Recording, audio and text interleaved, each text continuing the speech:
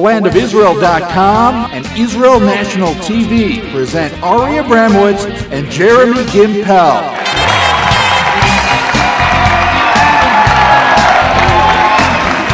Live from the heart of Israel, it's Tuesday Night Live in Jerusalem.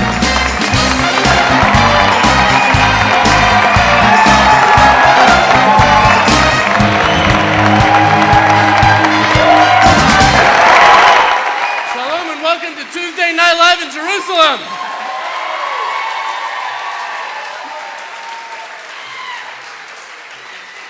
This past month, the world has witnessed a human catastrophe of such magnitude that we still don't really know how many people perished. We don't really still understand the effects of what the earthquake in Haiti has caused. They can't dig enough trenches, 10 meters, 100 meters long, 15 feet deep, that they're filling the bodies up with, and they don't have enough. It's such a tragedy, it's such a crisis, it's so painful for the entire world. But what to do? What to do? Now, the sages in Pirkei Avot, Ethics of Our Fathers, they say, Im ein ani li mili, uksh'ani la'atzmi ma ani, v'im lo achshav ematai. If I am not for myself, who will be for me? And if I'm only for myself, who am I? And if not now, when? Now, I don't think that the Israeli government has purposefully decided to follow this as a method during this past month. However, I believe subconsciously it's deep within the soul of every single Jew. It's within all of us. Im ein ani li mili. If I am not for myself, who will be for me?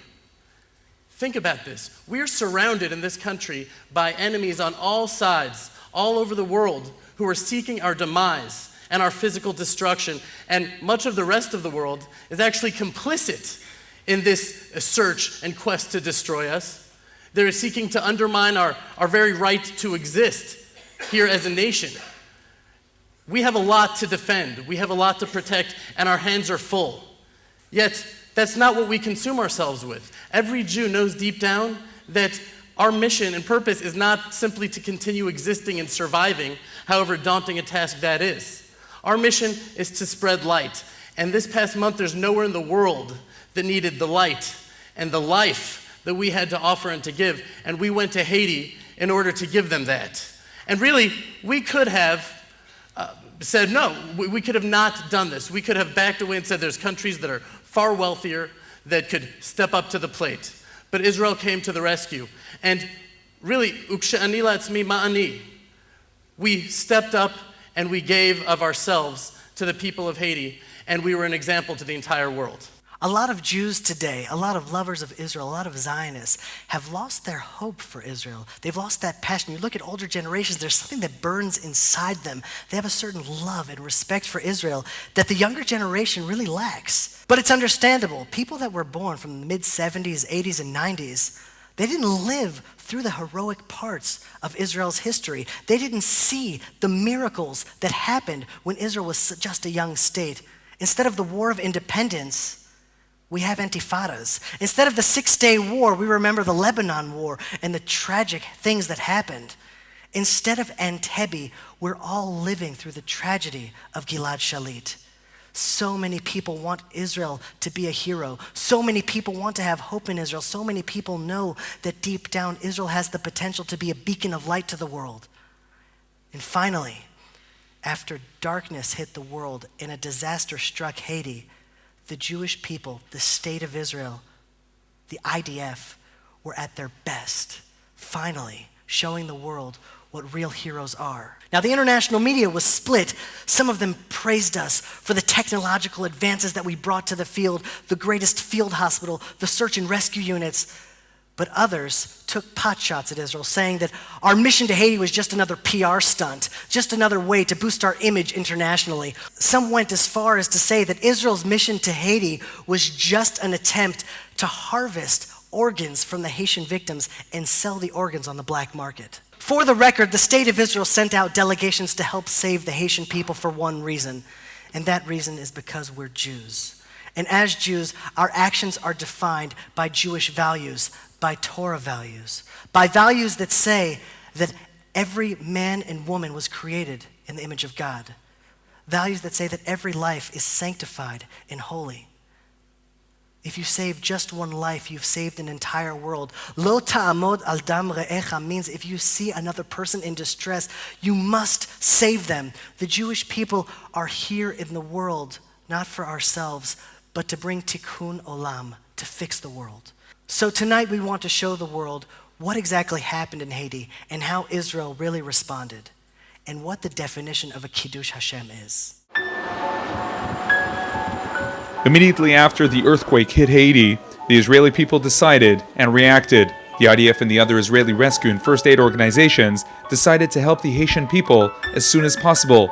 And indeed, a few hours later, the Israeli delegation departed from Ben Gurion International Airport on board 2 leased airplanes in order to provide medical care and services to victims of the earthquake. חיל הרפואה נערך בשעות האלה להוציא משלחת של בית חולים שדה לסיוע לנפגעי רעש האדמה בהאיטי. אנחנו הולכים להקים בית חולים שמורכב ממכלול כירורגי, טיפול נמרץ, חדר ניתוח והתאוששות. לידו, בתוכו, יהיה מכלול גינקולוגי עם חדר לידה. The Jewish people at their best are Rachmanim b'nei Rachmanim, merciful souls, children of merciful souls. They left knowing that as Jews, they had no choice but to act. The IDF delegation constructed a field hospital in the disaster area, manned by 40 doctors, 25 nurses, and paramedics. The hospital, housing approximately 10 tons of equipment, was able to treat approximately 500 patients each day, and in addition, they were able to perform preliminary surgeries. אנחנו עושים פה משהו חשוב. אתם, ההבדל פה באזור הזה בין חיים ומוות, אתם מרגישים את זה? ואנחנו נמשיך לעשות את זה גם היום. The Homefront Command Forces included 30 rescue workers, task forces, intelligence and logistical forces, and a communications department, in addition to search and rescue squads and population aid experts from the Homefront Command Search and Rescue Unit. The number of casualties in the earthquake is horrendous. Nevertheless, our sages remind us that every human is a world of itself. And with that in mind, every rescue operation was carried out with maximum determination and professionalism, as if that person they were focused on was the only person in the world.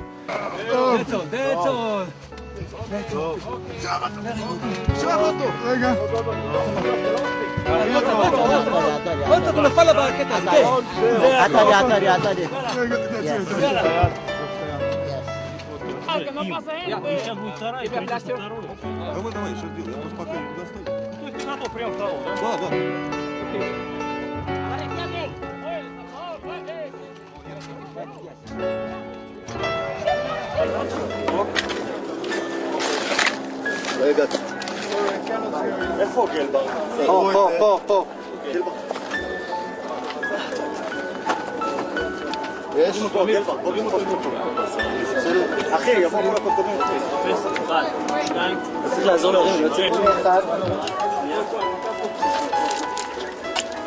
And there were even happy moments in the midst of the sorrow in the Israeli hospital, moments like the birth of this baby, who was subsequently named Israel. הכנסנו אותה פנימה, ובערך בסביבות השעה 3 הכנסנו אותה לכאן, לחדר הזה שזה חדר הלידה שלנו, שהוא מצויד בעצם כמו חדר לידה מודרני, למעט זה שהוא על מגרש כדורגל. והיא ילדה לידה רגילה והכל היה בסדר, תינוק חמוד ובריא, והאמא הייתה בסך הכל בסדר גמור. וזהו, בין החלקים המרגשים זה כשנכנס המלווה וברך אותה וככה, הוא אמר שהוא חושב שצריך לקרוא לילד ישראל, והיא מאוד שמחה ואולי יקראו לו ככה לתזכורת לילד הראשון שנולד בבית החולים של חיל הרפואה. כל המשלחת הזאת יצאנו אליה מתוך מחויבות ומתוך שליחות ובאמת מתוך רצון לעזור. אז בעצם העובדה שבאמת עזרנו ליולדת הזאת זה כבר מבחינתי משהו שכבר תרמתי. The world media, which has been involved mainly in criticizing Israel for its war against Arab terror, had many positive words to say about the Israelis. These men and women were seen as angels by many of the locals and their professional counterparts from around the world. One unit has become legendary, the Israeli Medical Unit, and a short time ago I had a chance to talk with our senior health and medical editor, Dr. Richard Besser, about that and other things he's seen. By the way, he's also an expert in emergency response. He's been in Haiti for days. Rich, as a doctor, as a physician, and as someone experienced in emergency medical response, what do you make of this? You know, Diane, I think the hardest thing as a doctor is to have a patient in need, to know what needs to be done, but lack the facilities and the supplies to get it done. But does this mean the U.S. needs to rethink the way it reacts in an emergency, particularly an emergency not so far from home? Well, you know, I think that if you contrast what the U.S. response has been with that from Israel, it's clear that the timeline is very different. The Israelis arrived here Friday night. By Saturday morning, they had set up a field hospital. The Americans were just getting going this morning, and I can't understand why you see that difference when Haiti is so close to our shore. You were telling me that they didn't just set up facilities, they have tents that specialize. Some of them specialize in ICUs for children, some of them specialize in surgery? That's right. As you walk through this campus, it has military precision. You see a pediatric ward, you see a maternity ward, a newborn intensive care unit. And you assisted in the delivery of a baby, I know. Tell us tonight, how is that baby? Well, we got an update. We saw the baby today at the Israeli Defense Force Hospital, and she's doing great. They haven't named her yet, but as soon as we get a name, we will let you know. Yes, you said another baby who was born there is being named Israel. That's right. That's right. That name's taken. Throughout Haiti's ordeal, we have been showing you remarkable life-saving efforts by medical teams from around the world. Tonight, CBS News medical correspondent Dr. Jennifer Ashton updates us on a clinic she's been working with since she arrived on Friday night. We're sitting on a time bomb of a major typhoid and cholera outbreak among our patients and among the volunteers. We're desperate. Another day and more crises. The cobbled together volunteer clinic where we've been working is maxed out. Too many injured, too few facilities. I am sitting on top of an amputated arm and an amputated leg because I have nowhere to take them. The UN owns the land where the clinic's been staged and needs it back. On three, 1, 2, 3. The worst cases are finally being moved. This UN bus was our evacuation ambulance, even though its doors were too narrow for the stretchers. Make sure he doesn't fall out. During the jarring, dusty 3-mile drive, an infected patient nearly went into cardiac arrest. Drop the camera. Here. The second one, who's second most critical, is a 5-year-old boy. Then this girl has a pelvic fracture. We don't even have the ability to really stabilize her. So we'll take this lady and we'll take the one. There was a kid here as well. But we arrived to an incredibly welcome sight, the Israeli Field Hospital, the Rolls-Royce of emergency medical care. Set up in just 8 hours and able to handle 500 cases a day. About 50% of the patients are women, 30% are children. We've been in Kosovo, we've been in Turkey, in India, in Kenya. It's the biggest disaster I have seen. I've been here since Thursday. No one except the Israeli hospital has taken any of our patients. I'm just amazed. I'm just amazed at what's here. This is like another world compared to the other hospital. Imaging department. I mean, imaging. My God, they have machines here. They have actual operating rooms, and it's just amazing. What's the machine? It's a respiratory machine. It's a ventilator? Ventilator and monitor. Ventilator, monitor, suction, and oxygen. I mean, they don't have this at the little hospital that I came from. So the Israelis have set up a field hospital. Has the American government set up a field hospital? Currently not yet. The Israelis came from the other side of the world. It's a frustrating thing that I really can't explain. Yeah, I said it's something that can make you almost embarrassed to be an American. The situation is beyond desperate at this point. The disaster was the quake, but this is the disaster that's following in its wake. And these patients were so thankful to have lived through the quake, and now they're slowly dying in these hospitals. We're desperate. In addition to the search, rescue, and medical crews, the IDF sent the population management officers from the Homefront Command. These officers have the critical job of obtaining information, discovering the location of potentially trapped persons in destruction sites, as well as to research and study the population's behavior during times of disaster. So these are the victims all the families would like to learn, to study about how you organize here. We have a center where people are groping. With this difficult experience behind them, and with the knowledge that the residents of Haiti have many difficulties ahead, the Israeli delegation left Haiti praying that they would only have to undergo these search and rescue missions in drills and not have to deal with another deadly disaster. היום יום ג' 26 בינואר 2010 י"א בשבט בית החולים של צה"ל בהאיטי מסיים את שליחותו. באנו לכאן לסייע, להציל חיים, להושיט יד, אך מעל הכל באנו לתת תקווה. באנו להראות כי גם במצבים הקשים ביותר יכול עדיין אדם להיות סמל של תקווה לרעהו באשר הוא.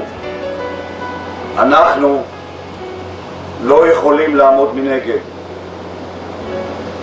אנו מייצגים פה היום את צה"ל, את עם ישראל, את מדינת ישראל. אין עוד רבים עם העוצמה, הנכונות, ההקרבה, המסירות והנחישות לסייע כאן. עשיתם זאת כבני אדם, ברוח צה"ל, על פי ערכי חיל הרפואה. אני גאה בכם. אני מצדיע לכם. להיות עם חופשי בארצנו ארץ ציון ירושלים.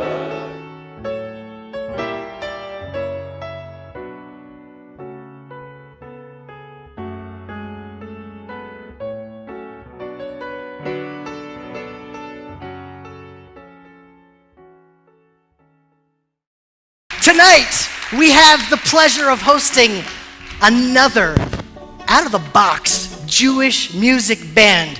When you see a washboard on the lead singer, you know something interesting is about to happen. We have all types of Jewish music, Middle Eastern Jewish music, rock Jewish music.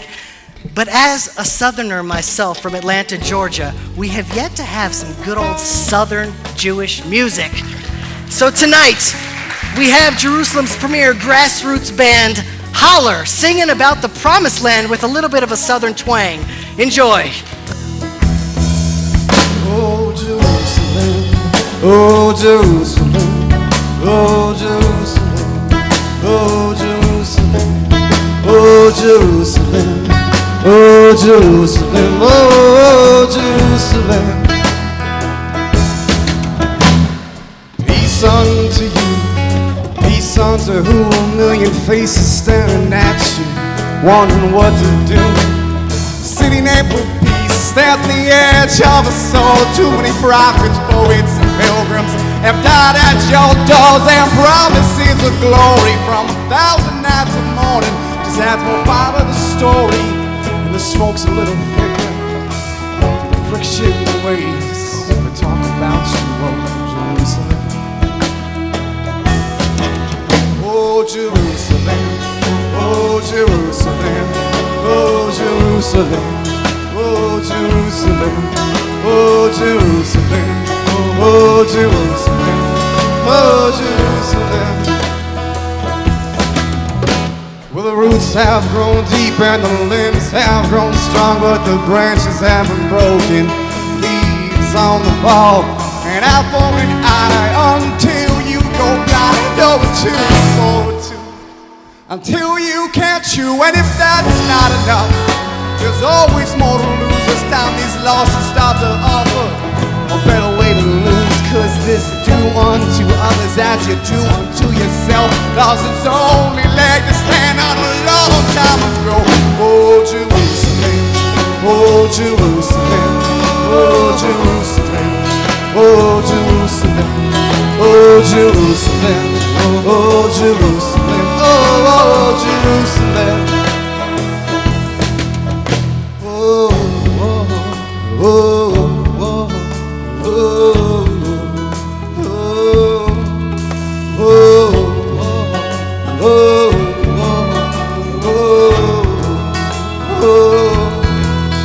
Oh